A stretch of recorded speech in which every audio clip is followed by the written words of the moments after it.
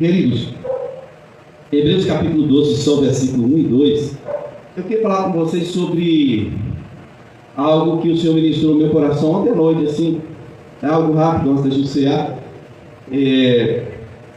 Eu queria falar sobre você olhar para Jesus, sobre nós olharmos para Cristo. Amém? Antes de começar aqui a leitura, eu queria que você já começasse a meditar aí o que você vê, o que você entende, o que você recebe de Deus quando você começa a colocar essa ideia de olhar para Cristo. Se eu fosse Cristo, o que você veria? O que viria à sua memória? Né? O Senhor Jesus, ele se estabeleceu como um exemplo maior de alguém que cumpriu toda a vontade do Pai. E ele é o padrão. Então, por isso é que eu quero falar sobre isso, olhar para Cristo. O objetivo é estimular cada um que está me ouvindo aqui a contemplar única e exclusivamente o Senhor Jesus. Amém? A fim de aplicar às nossas vidas o mesmo modus operandi dele, mesma forma como ele operava entre os homens. Então, não é olhar simplesmente para olhar, como João disse, né?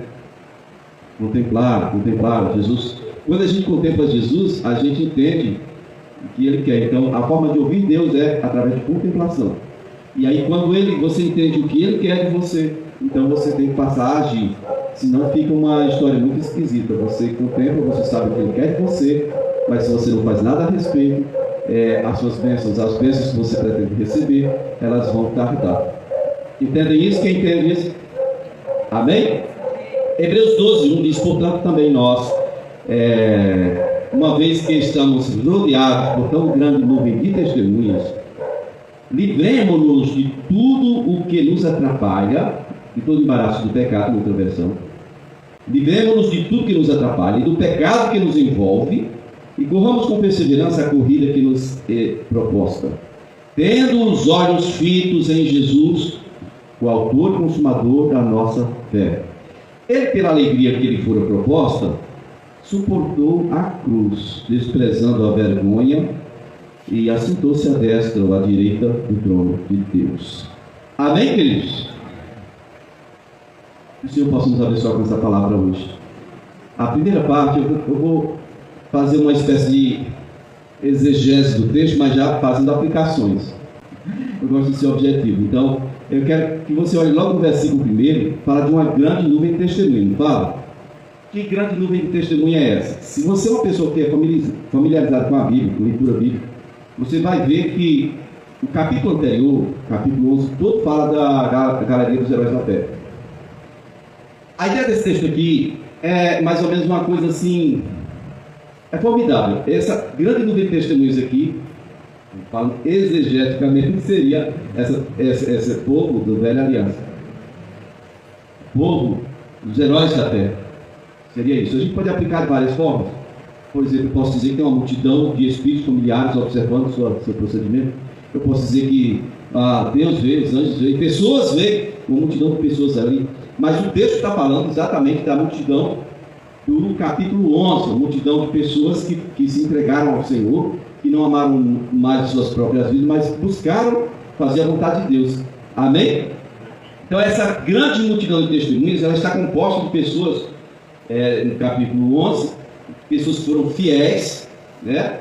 E elas servem de um estímulo para nós, certo? Porque quando nós olhamos essa grande nuvem de testemunhas, nós lembramos que eles foram vitoriosos e eles não eram filhos de Deus, eles não eram filhos. Filho de Deus é só de João Batista para cá. João Batista para lá, é amigo de Deus, é qualquer coisa de Deus, mas não é filho.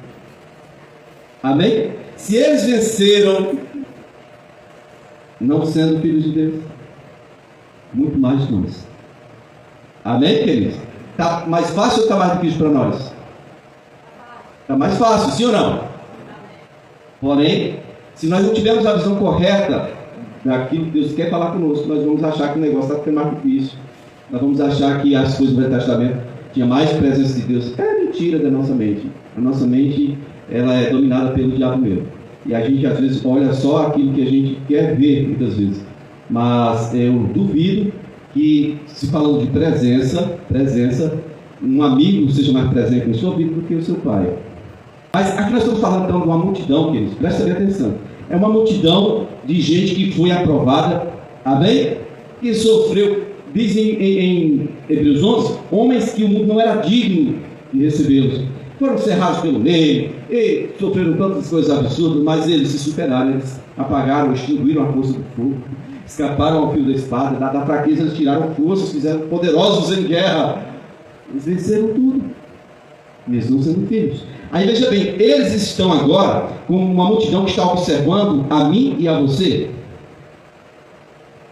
Agora eles estão num estágio, e cada um de nós, a exegese do texto seria isso, cada um de nós tem uma carreira proposta. Amém? E eles estão olhando como é que nós iremos correr. E eu poderia falar o que cada um deles fez, mas iria faltar tempo essa semana para a gente falar sobre isso. Eu não queria ficar aqui até o próximo domingo, não iria dar conta. Mas vamos então falar só do principal. Porque o texto aqui também fala, olhando firmemente para quem? Para Jesus, o autor e consumador da nossa fé. Porque Jesus, ele é o cara, o vencedor dos vencedores. Ele é o cara que sai primeiro no tiro de largada e é o que chega primeiro sempre.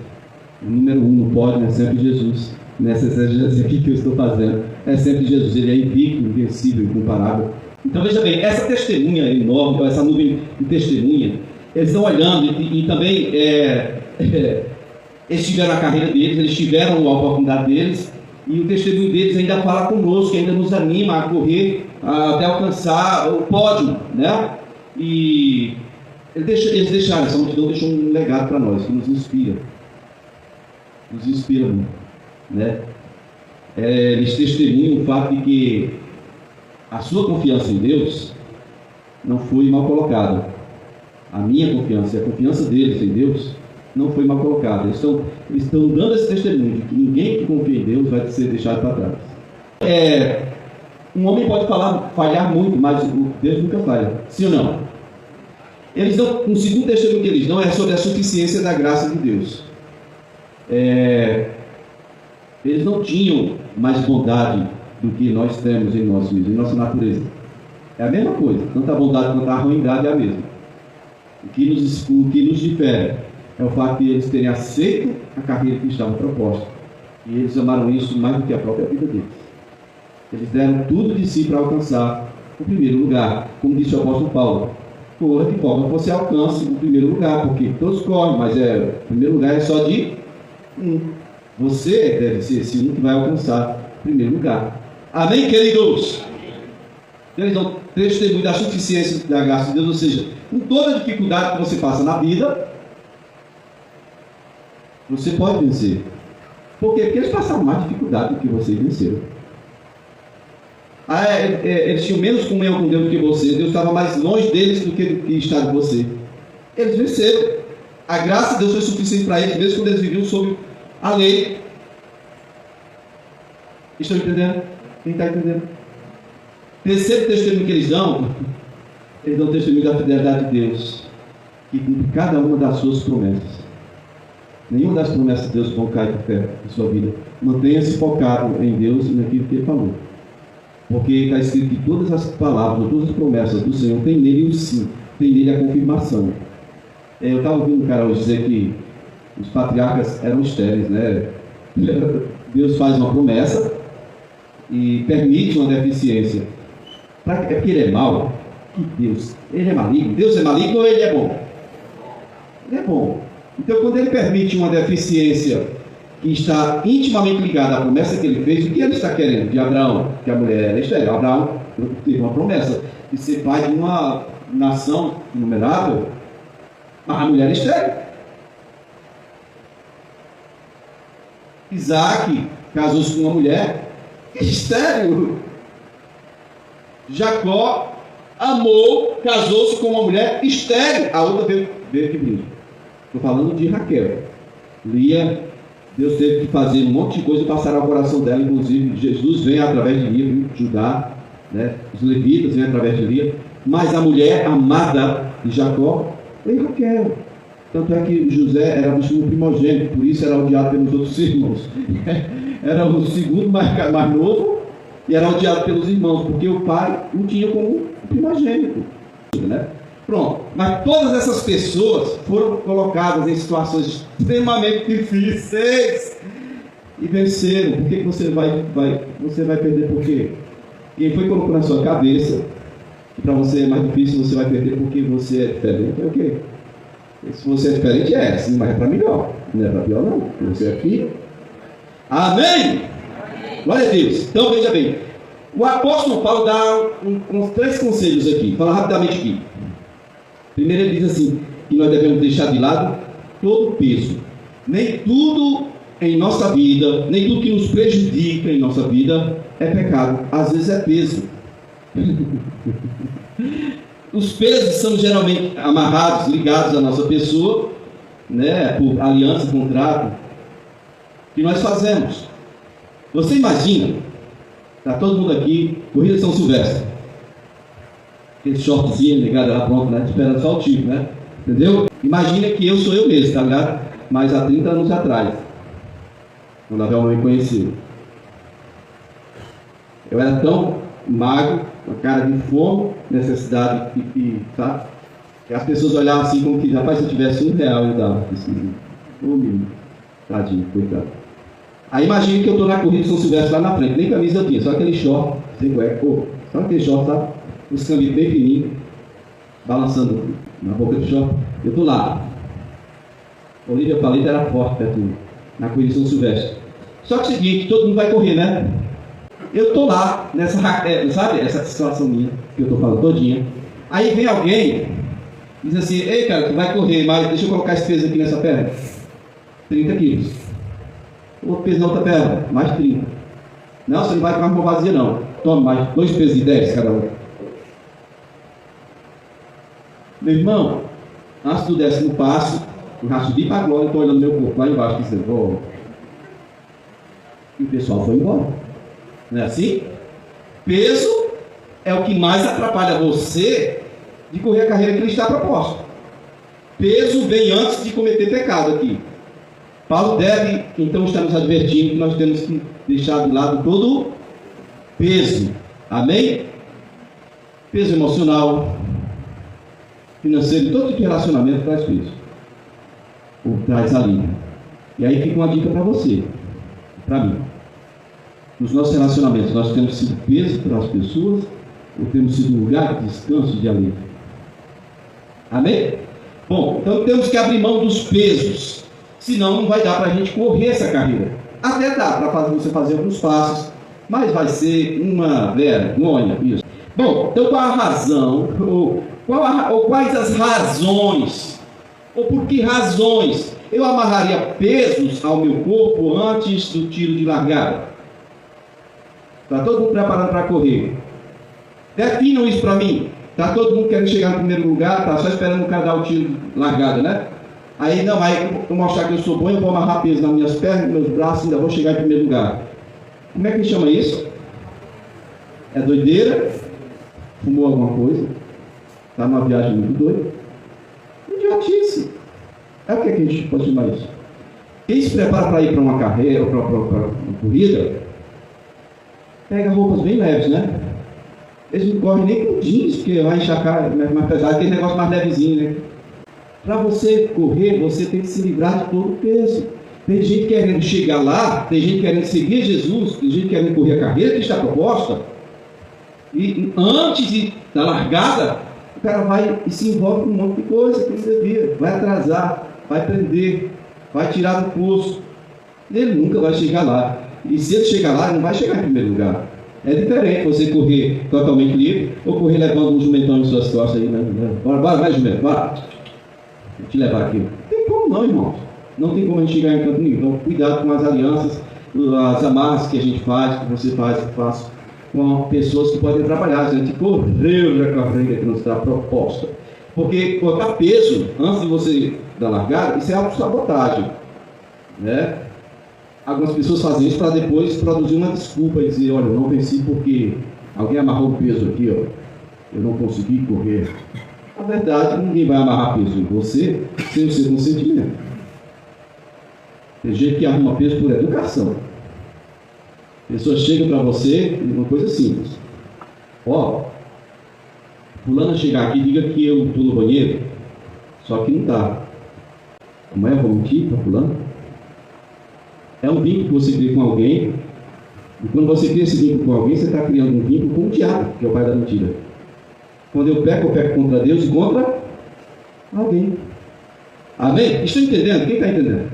Toda vez que eu resolvo sair fora daquilo que o Senhor prescreve para mim, eu estou quebrando a regra da corrida.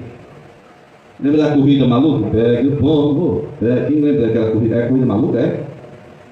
Tinha o vigarista lá, né? Trapaceiro, antigamente. Então tem gente que quer correr essa carreira assim. Ultrapassa, não segue as regras. Eu preciso de poucas coisas para correr a carreira que me está proposta, amém? E são coisas específicas que me ajudem a correr bem e de forma que eu chegue em primeiro lugar. Olhe para Jesus e me diga quais coisas ele escolheu levar com ele, consigo mesmo, na carreira que foi proposta para ele. O Pai propôs a ele uma carreira, sim ou não? O que é que ele levou? Não responde, mas pensa. Quais eram os pesos que Jesus colocou peso nele? Não, ele não se auto-sabotou não. Ok? Queridos, então veja bem. Em alguns casos, algumas pessoas usam a vaidade, né? Também a desobediência. Isso é obra da carne.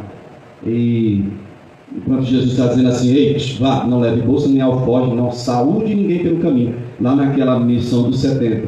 Ele queria urgência. Ele propôs para aqueles 72 uma carreira. Eles foram bem-sucedidos, voltaram dizendo que foi uma beleza, mas porque eles foram obedientes. Eles obedeceram as regras estabelecidas pelo mestre. Amém, queridos?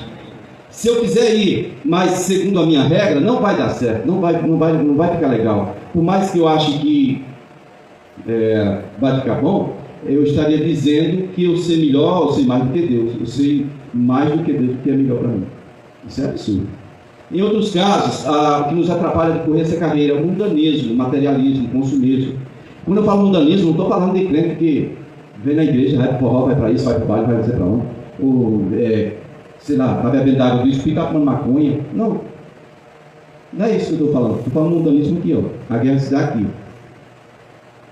O diabo entra, chapurda tudo, arranca os princípios que são bíblicos, e depois você fica como um crente bitolado, falando porcaria.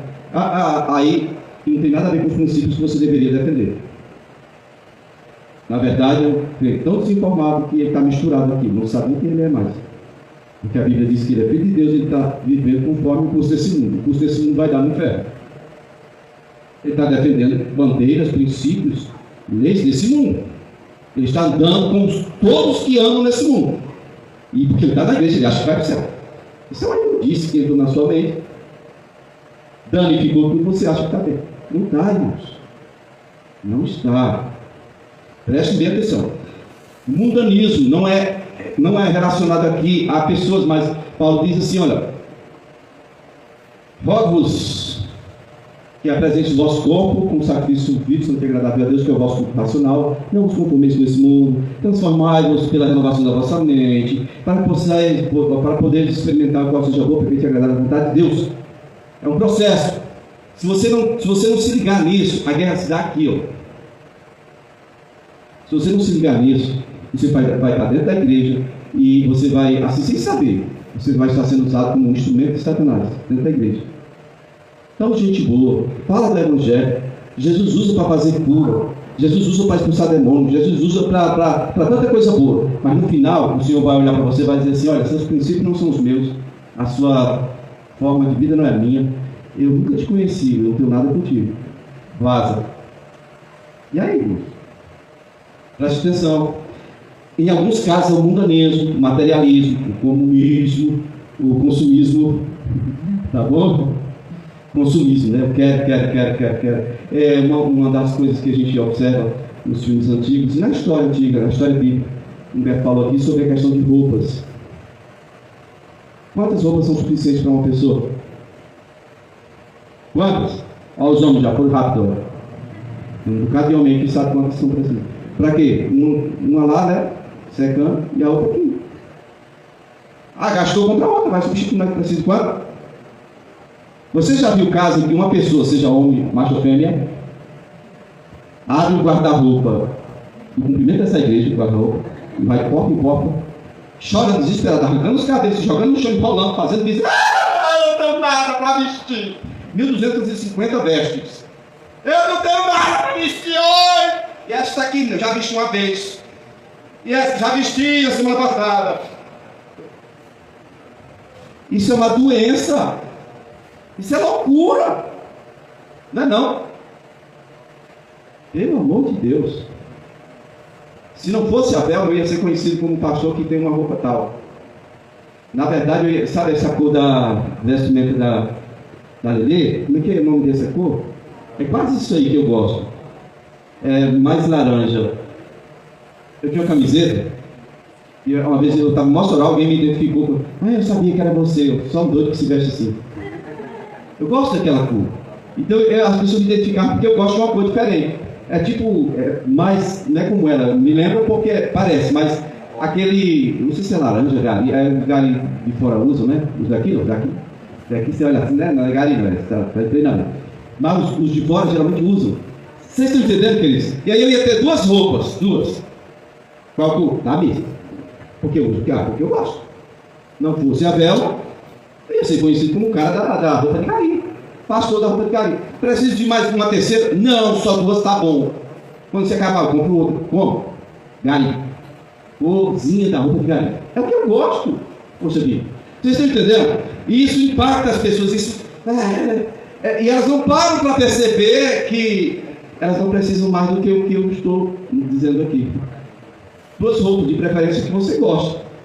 Consumismo. Tem gente que está assim, ó. Tenha cuidado, viu? Entra lá para. Eu vou lá no centro comercial. Eu vou comprar uma roupa íntima.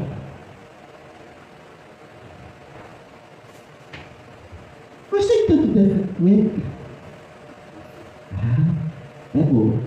Quando você vê o cara saindo da loja, ele diz: meu irmão, vem cá me ajudar, porque não vai caber no meu carro, não. O que foi que você fez? Não, eu vim comprar cueca, mas eu lembrei que meus 150 sapatos já estavam gastos. E aí eu lembrei que, entendeu? Eu precisava de uma camisa de manga comprida, e que as minhas outras 40 que eu tenho aí já estão tudo usadas.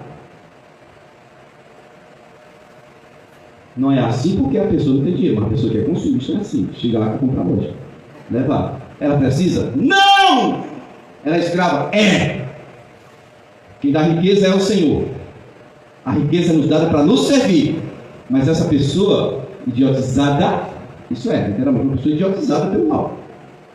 Ela passa a ser escrava das bênçãos que Deus dá. Abre os olhos, irmão. Isso aí pode impedir você de correr a carreira que está proposta. Amém? E o contrário disso, essa é a pessoa consumista. Chega um centavo, opa, vou gastar 10 centavos que entrou. Com certeza os outros 9 virá pela terra. Os outros pagar. E o contrário disso é aquela pessoa está se tremendo assim de necessidade de comer uma coisinha diferente. Mas é muito caro. Gasta. Eu não gasto. Eu não dou tanto assim.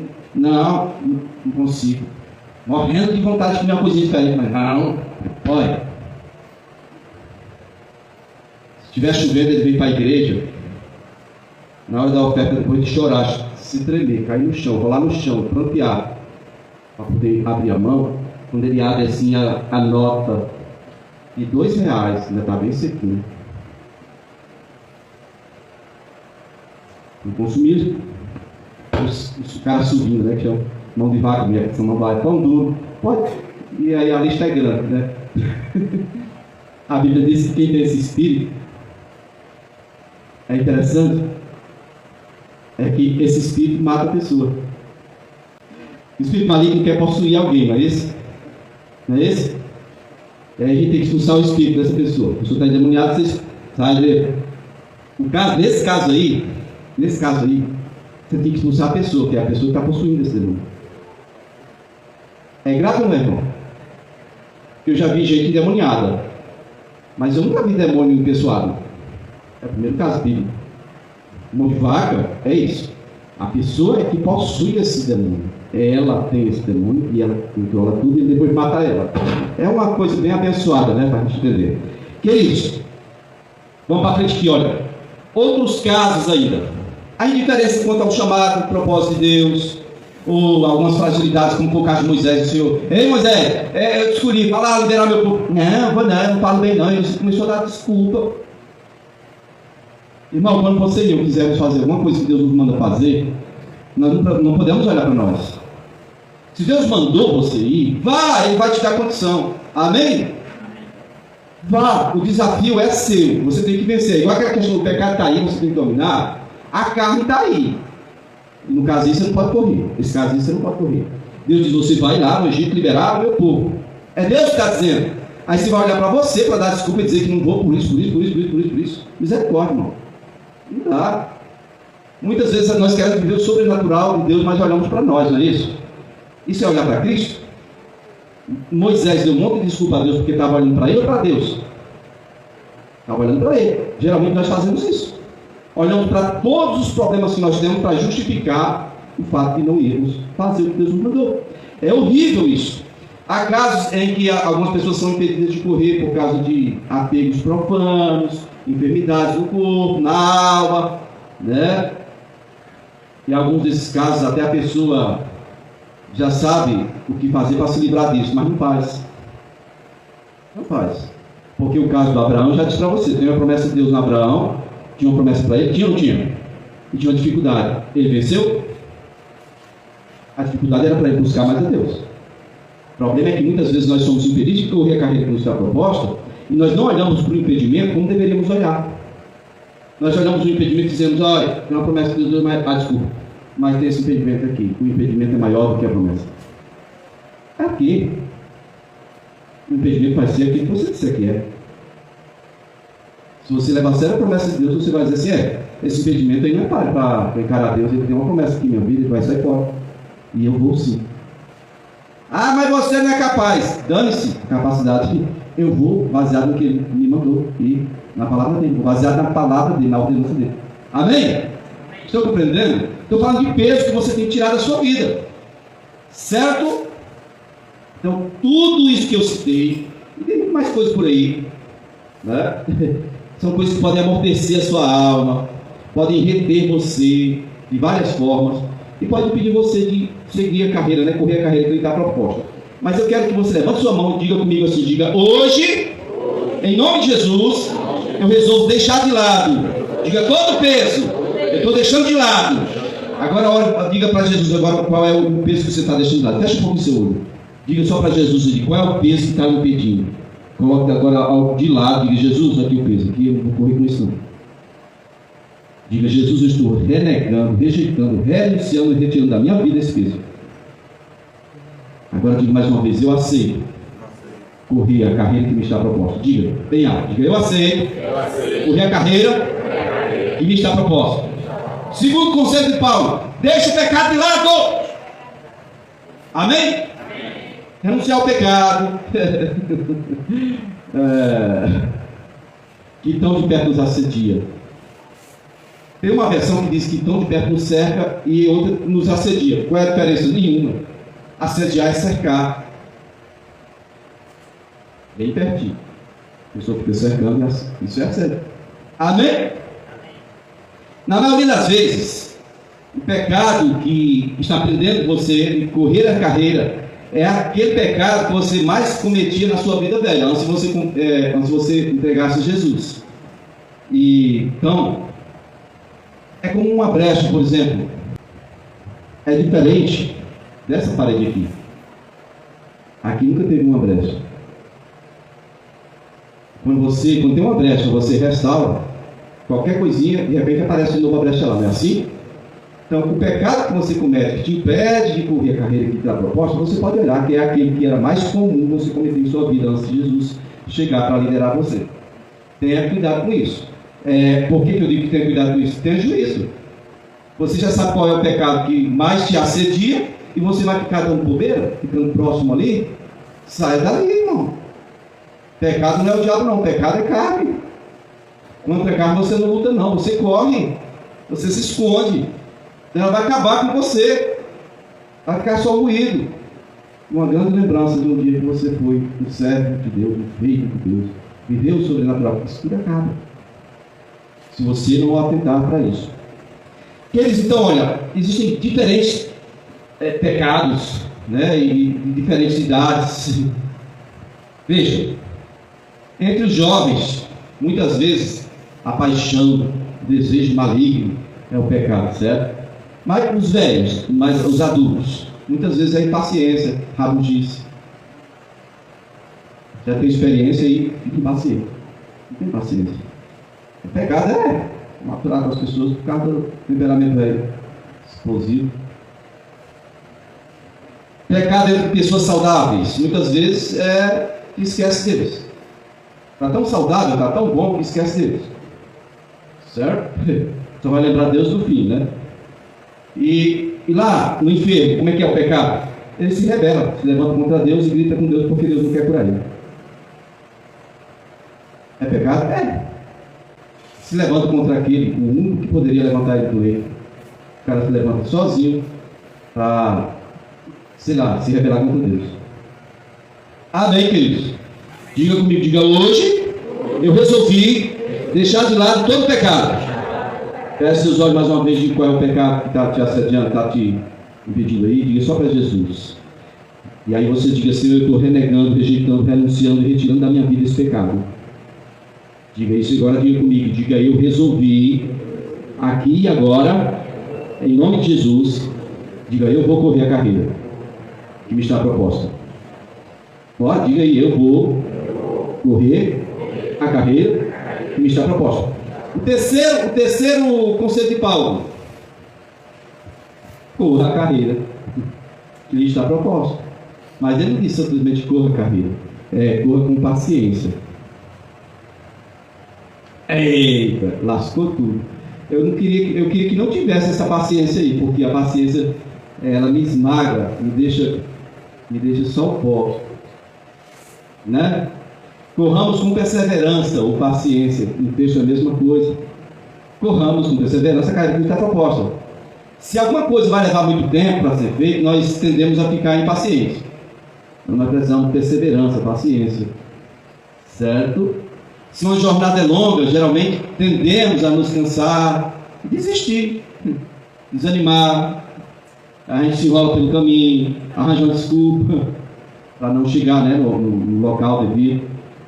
Se a estrada for longa e incoerente, nós devemos ser pacientes e perseverantes nisso. Outra coisa, e se a aprovação for severa, me rebelar contra Deus? Não permita que a sua alma adoeça, porque seu físico está doente. Nós precisamos entender que se a prova for muito severa, não rebele não. Espera o Senhor, não apavora não, descanse nele, espera, você não vai entender. Você não aceita aquilo que você não entende. Mas então não fale nada. Ah, estou com muita raiva porque Deus não respondeu. Morda a quina da parede. Tanto faz, tem duas opções. Você pode morder ou chutar. Você mira no seu pé, assim, dividindo. Aí você levanta e vem com toda a força. Pode chutar com uma força que você tiver na perna. Rapaz, vai passar na hora a sua raiva.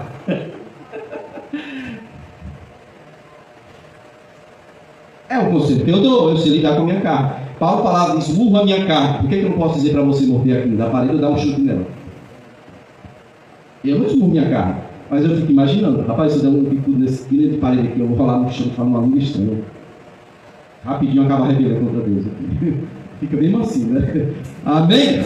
Então, às vezes, a bênção que nós esperamos pode demorar, irmão. Diga para o seu irmão, está apavora, não. Ela vem! Amém? Mas no tempo de Deus. Deus é fiel, ele não vai falhar com as promessas dele. Mas é no tempo dele. Então, tem outro ponto. As perseguições podem ser ferozes. Seja paciente quando você estiver sendo perseguido. O local do alto diz assim, você deve se alegrar, porque quando você está sendo perseguido, tem alguém atrás, né? Você está na frente. Você está mais próximo do alvo do que alguém está te perseguindo. Amém? Precisamos aprender a nos esconder em Cristo. Como é que é isso, esconder em Cristo? Domínio da boca, suas ações. Não tem coisa pior. Ah, eu estou morrendo de raiva. Tá, vá chorando, mesmo irado, vá orar. Eu faço isso. Ah, se eu ficar aqui eu estrago, vou falar coisa que não devo, vou fazer coisa que não devo, sai daí. Entendeu? Quem está entendendo? Porque isso tudo vai impedir você de correr a carreira que lhe está proposta. Impede-nos. Tenhamos cuidado com nossas escolhas. Amém? Então, sobre aquela frase assim, olhando firmemente para quem? Para o meu umbigo, você disse? Olhando para quem? Eu não ouvi não. Olhando firmemente para Jesus. Olha aí, versículo. Olhando 2, né? Olhando firmemente para Jesus, o autor e consumador da nossa fé. Queridos, ali não tem nossa não, viu? O texto original não tem nossa fé. Autor e consumador da fé. E quando fala da nossa fé, dá a ideia de que ele vai nos ajudar em alguma coisa. Não, aí já tirou da exegese do texto. Jesus, ele é o que dá início à corrida e é o que finaliza o primeiro. Amém? Ele é o autor e consumador da fé. Autor e consumador. Entenda-se, principiante e finalizador da fé. Amém, queridos? É como um piloto de Fórmula 1. Imagina, o cara nunca perdeu nenhuma corrida. Ele é invicto. Ele é o mais veloz. Ele é mais veloz que todo mundo junto. Ele bate recorde toda vez. Né? Nunca foi superado por ninguém. Ele é incomparável. A competência dele está muito acima de todos. E aí, essa nuvem de testemunho que está olhando para mim e para você, está querendo ver se nós temos condição de olhar para esse cara que nunca perdeu uma corrida. Para esse cara que é invicto.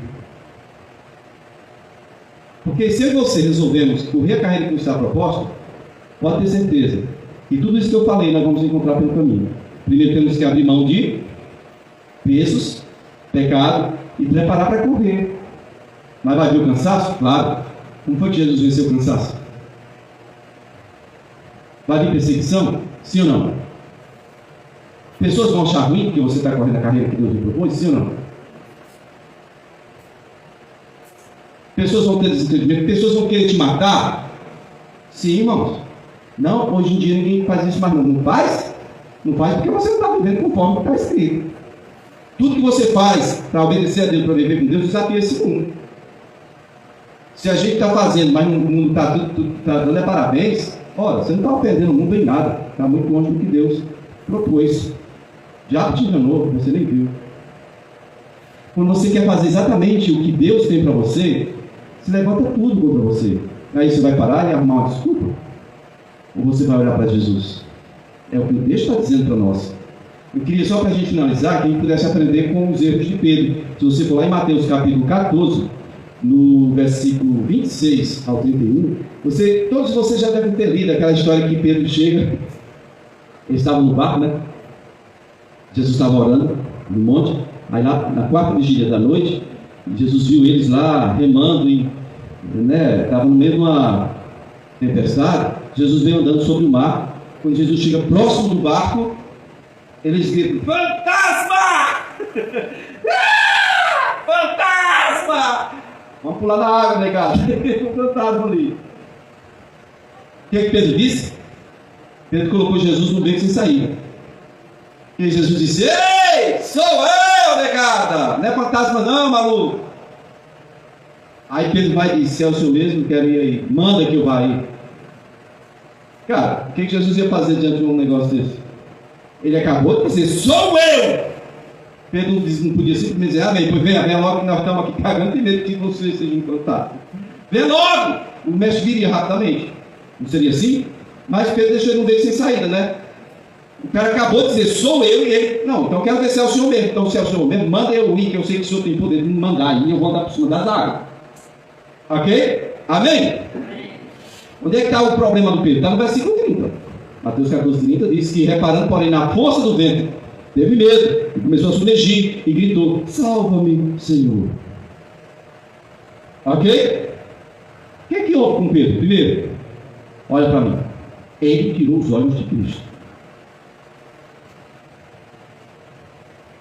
O que faz você tirar os olhos de Cristo? Ah, pastor, falaram mal de mim, eu fiquei tão magoado. Olha para Jesus, irmão. Já bateu em sua cara? Já te surraram? Não falaram não.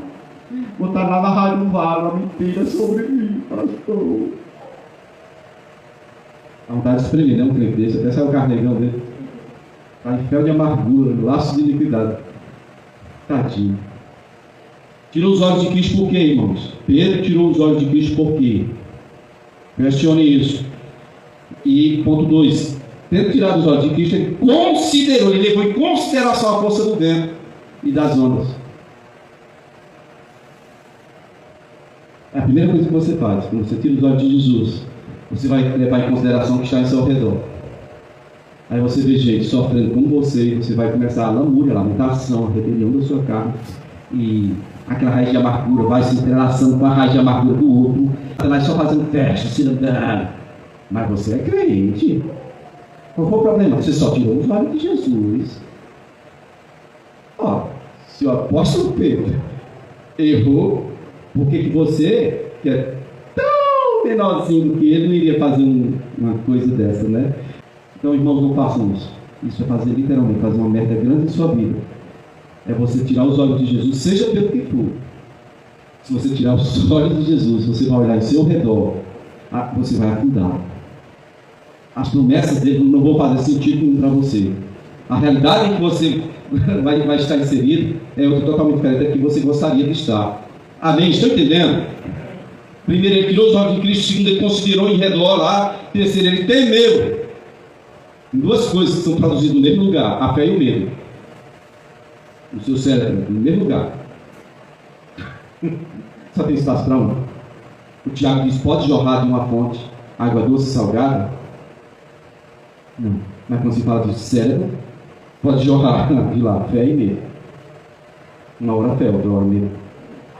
Você tem que saber o que você vai fazer. Se você tirar os olhos de Cristo, sua fé acaba. O que vai surgir é medo. E Deus não opera com medo. Medo traz por tormento, diz a Bíblia. O verdadeiro amor lança fora medo. Amém? E aí quando ele grita de desespero. Me diga o que um marmanjão como aquele grita: salve, Senhor! Eu morrer aqui, Jeová! Ele sabia nadar. Ele sabia nadar, ele era pescador desde menino.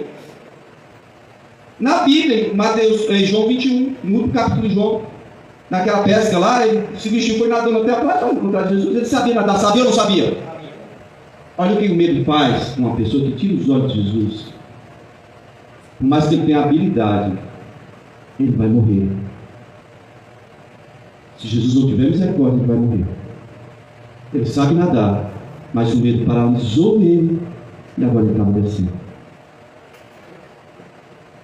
Então, veja, olhando firmemente para Jesus, irmãos, em nome do Senhor Jesus, ele gritou desespero: salva-me. Então, seja ousado como Pedro. Quando for buscar viver o sobrenatural, seja ousado como Pedro. No início ele temeu, como todo mundo, ele gritou: fantasma, mas depois ele dominou o medo dele e propôs ir até onde estava Jesus. Só que depois ele deu lugar de novo ao medo. Você está entendendo? Fé e medo, medo e fé, fé e medo. Pare com essa alternância louca. Olha só para Cristo. Pastor, você não sabe o tamanho da ferida que está no meu coração. Não tem o que saber da ferida do seu coração, não. Sinto muito. Você pode me chamar como uma pessoa insensível. Mas olha, isso aí te faz pecar contra Deus. Me diga aqui, levante a mão só quem nunca se feriu emocionalmente. Quem nunca se feriu? Agora me diz uma coisa: você está vivo ainda? Você está vivo porque Deus te abençoou. Você está vivo porque Deus tem propósito. Tira os olhos da ferida, tira os olhos da dor, põe os olhos em Cristo. Há cura para você, há bálsamo de cura para você. Amém? Amém? Doeu, mas não é o fim, irmão. Olha para frente, olha para Jesus. Olha para Jesus. Ele te cura, ele te levanta, ele te ergue. Ele é um exemplo para você. Amém? Amém ou não amém? Amém. Então olhe firmemente para o Senhor Jesus. Jogue fora seu medo. Não volte atrás. Não, sabe, não deixe o medo voltar não também, senão ele vai te lascar, vai duas bandas. Então não dê moral também para nada que está ao seu redor. Não considere a estrutura dos gigantes, são desafios. Você olha para os desafios e diz: meu Deus, isso é muito grande para mim. Não, irmão, tem nada grande demais não. Grande é o Senhor, sim? Amém? Tão grande é o Senhor. Finalmente, não olhe para você mesmo. Não olhe para quem quer que seja. Certo? Não olhe para nada que deseje sua atenção. Porque senão a sua ficha vai cair. Guarde, Pedro. Você vai descer junto com a sua ficha. Vai descer de nível. A história podia ter terminado de uma forma excelente. E terminou de uma forma boa. Mas excelente seria se Pedro tivesse mantido os olhos dele em Cristo. Eles teriam vindo para o barco e entrado, ó Pedro, entrando no barco. Provavelmente Jesus teve que segurar ele, o abraçar ou colocar no ombro para levar ele para lá. Jesus estava sobre as águas. Quem está entendendo? Quando a gente tira os olhos dele, a gente dá trabalho para ele. Eu quero que você feche seus olhos. Eu vou chamar os diáconos para entregar os elementos da ceia. E por você mesmo, comece a orar e falar com Deus. Você está renunciando tudo que atrapalha você de receber o necessário para cumprir essa carreira que está proposta para você.